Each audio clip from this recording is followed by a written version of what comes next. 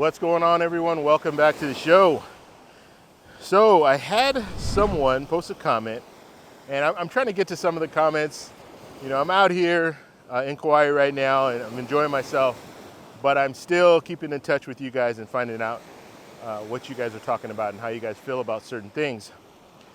And there was someone, I've been talking a lot about retirement, retiring early, or just retiring, period. And someone posted a comment, and they were saying that they're now retired, but they can't afford to travel. And travel can be very, very expensive. And that's very true. It's hard to get together money to travel, especially if you're on a fixed income. And so we're gonna talk a little bit about this because I do it. I travel a lot, and I don't spend a lot of money when I travel. And when I tell people this, they don't believe me when I tell them how much I'm spending for things. And so I'm in Kauai right now. We are staying in a timeshare, and we do this every other year. I'm here with my family. And of course, the timeshare, you just have to pay the service fee every year. And so we don't have to pay for every night stay. So that's good. So 7 nights doing that is great. And then we're gonna stay in a hotel for a couple of nights. Now, when it comes to hotels on the island, on it pretty much in Hawaii, period, it is very expensive. We're talking $500, $600 a night. That's just a standard room. And about 4 years ago, I stayed at the Grand Hyatt. And I love Hyatt properties. I will always stay at a Hyatt over anything else if it's available. And that was an amazing, amazing stay. But they upgraded me to a suite. That suite was $1,300 per night. And I got it for free. And the reason that I got it for free is because I use points. I use credit card points. And so that's how I'm generally get away with traveling for a lot less than the average person. And so just to give you another example, my flight up here, business class, cost me $89. And I use points again. And so that's how I'm doing a lot of this travel. I'm not paying a lot of money, and I couldn't afford to pay a lot of money to just travel the world because I'm on a fixed income now. So I have to be very, very careful with how I'm spending my money. And so other little things, you do little side jobs and things like that, and you earn a little money, and you can use that for your travel if you want to do that. I always recommend people be flexible. You have to be very, very flexible when it comes to travel, because now that you have the free time, you can travel on off-peak season. You can travel during the week. You don't have to wait until the weekend and things like that, where if you're working a regular job, you kind of have a set schedule that you have to abide by. And so you don't have the opportunity to kind of go out for even a 3-4 day trip somewhere. You can leave on a Tuesday or a Wednesday instead of leaving on a Saturday when most people will leave, or on a Friday when most people will leave. So just things, those are things that you need to think about as well. And then another thing, when it comes to travel, find companies that you really like. Just like I was talking about Hyatt earlier, I really like Hyatt. Their customer service is the best customer service when it comes to hotels. And so I will stick with them. Sign up for their loyalty programs. And so you can sign up for loyalty programs, it's free, it doesn't cost you anything. And because I'm loyal to them and I stay there often, they'll give you different perks, different little benefits. And you can work your way up when it comes to the status at these different hotels. Hotels and airlines are the same. They all have loyalty programs.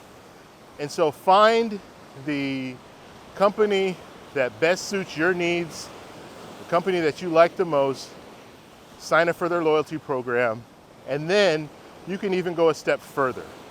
You can sign up for their credit cards. Now I know when I say credit cards, people get a little nervous. I don't want to use a credit card, but with these credit cards, you can earn points. And that's what I do. Now, I have no debt. The only debt I have right now is my mortgage. But other than that, I don't have a car payment, I don't have credit card debt or anything. I use that credit card like my debit card. So every month, I pay it off in full. I never carry a balance. I actually have 11 credit cards, and I don't use all 11 credit cards every month, but I will pay them off. I'll never carry a balance on those credit cards. And so by doing that, I'm earning points, and that's how I'm getting the cheap airfare. That's how I'm getting the free nights at different hotel properties. And I did it on this trip as well. Now I wanted to stay in Hyatt this time, but there's only one property on the island. And so I had to go with a different company. But what I did is I went ahead and I booked it. I booked the stay. It was gonna be $1,300 for 2 nights. So about roughly $550 something a night. And then you have the taxes and all the other stuff in there. But what I did is I wanted to reserve it to make sure that I had it. And I booked this about 5 months ago.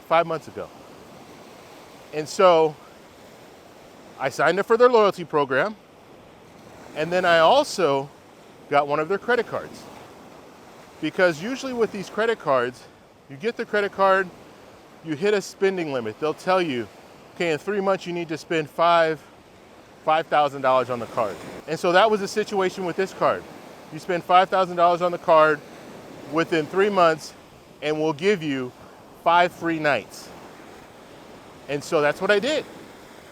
In 3 months I spent, and this is normal spend. I'm not using the card any differently than I would use a debit card. I have cash in the bank. That's what I'm paying off. I don't use my debit card at all. I don't use cash. And I just, every month, I pay that credit card off in full. And so I was able to get hit that spending limit, the $5,000. It was all paid off.